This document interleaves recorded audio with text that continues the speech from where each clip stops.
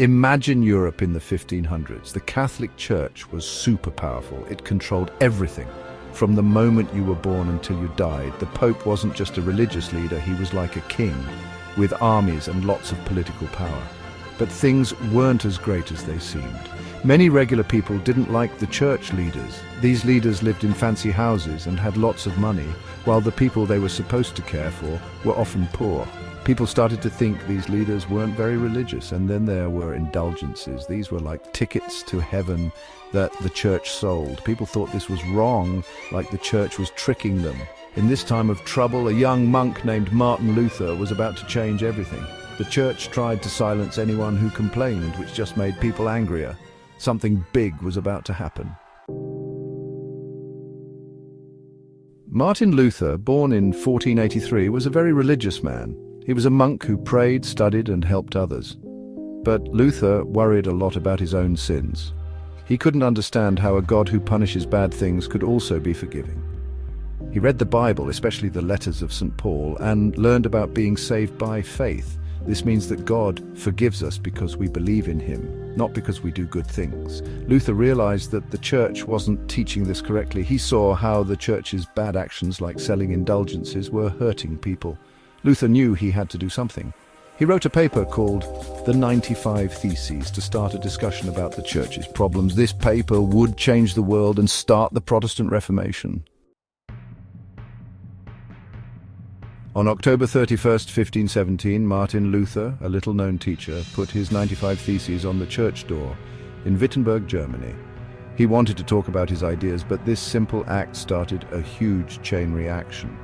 The Theses, written in Latin, the language of scholars, questioned the church's teachings about indulgences and the Pope's power. Luther said that God forgives us because we believe in him, not because we do good things or buy indulgences. Thanks to the printing press, Luther's ideas spread quickly. A small argument turned into a big problem for the Catholic Church. Many people agreed with Luther because they also had problems with the church. The church tried to make Luther take back his words, but he refused. He felt he was telling the truth. Luther's bravery encouraged others to speak up. The Protestant Reformation had begun. The Protestant Reformation spread quickly because of a new invention, the printing press. Johannes Gutenberg invented it in the 1400s, and it made it much easier to make books. Before the printing press, books were rare and expensive. Made one at a time by hand, only rich people could have them. Gutenberg's invention changed everything. Books became cheaper and more people could read them. Luther and his friends used the printing press to share their ideas with everyone. Luther translated the Bible into German so everyone could read it. They also printed funny pamphlets and cartoons that made fun of the church. Even people who couldn't read could understand the pictures. The church couldn't control what people read anymore. Martin Luther's challenge to the Catholic Church sparked huge discussions and disagreements all over Europe. Luther was important, but other people also wanted to change the church. In Switzerland, Huldrych Zwingli, a priest, spoke out against indulgences, priests not getting married and praying to saints. Zwingli said the Bible is the most important and wanted simpler church services. Many people in Zurich agreed with him and started a new church. John Calvin in Geneva had another set of ideas. He believed that God is all-powerful and already knows who will go to heaven. Calvin's teachings were strict about how people should live. The Reformation wasn't just one thing. Luther, Zwingli, Calvin, and others didn't always agree, but they all believed the Bible was more important than the Pope.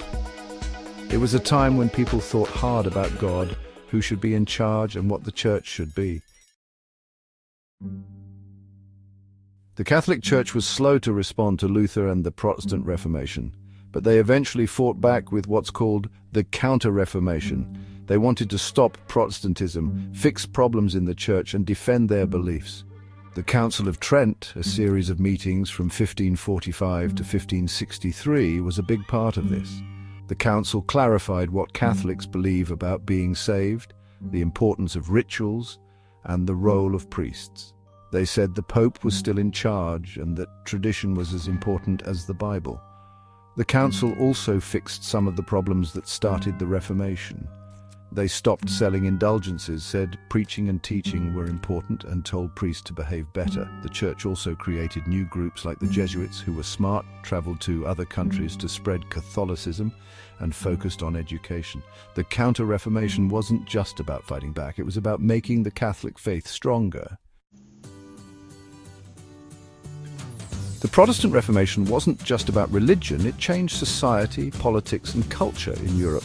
Because Protestants believed in reading the Bible, more people learned to read, especially in Protestant areas. This helped people learn new things and share new ideas. The Reformation changed who had power. Kings and queens who became Protestant didn't listen to the Pope anymore. They started their own churches, and the Pope's power decreased. The Reformation also made people think more about themselves. Protestants believed they could talk to God directly, without a priest. This gave people more independence and responsibility. The Reformation also started the idea of religious tolerance. Even though there were religious wars, it was the beginning of people accepting different religions. The Protestant Reformation ended the religious unity of Europe. For over 100 years, terrible wars were fought because of religion. These wars were also about power and money. The 30 Years' War, 1618 to 1648, was a very bad one. It started as a religious war in the Holy Roman Empire, but became a bigger fight for power. The 30 Years' War was devastating. Armies destroyed cities, farms, and killed many people. The war finally ended with the Peace of Westphalia in 1648. This agreement changed the map of Europe and who was in charge. The Peace of Westphalia was important. It ended the religious wars and created a time of peace. Rulers could now decide the religion of their own land. This helped stop some religious fighting, but it also separated people of different religions. The Protestant Reformation was a huge turning point in history. It changed religion, started wars, and created new churches, but its impact goes far beyond religion. The Reformation's focus on education, reading, and individual thought changed how people in the West thought. It influenced the Enlightenment, science, and democracy. The Reformation also created a complicated mix of different religions and tolerance. Even though there was religious persecution, it started the idea of religious freedom. The idea of religious tolerance from the Peace of Westphalia slowly spread, creating the religious freedom we know today. The Protestant Reformation was a time of both destruction and new beginnings, conflict and change. Its impact is still felt today. From the different Christian churches we have to the ideas of religious freedom and individual thought, the Reformation changed the world. It shows how powerful ideas can be.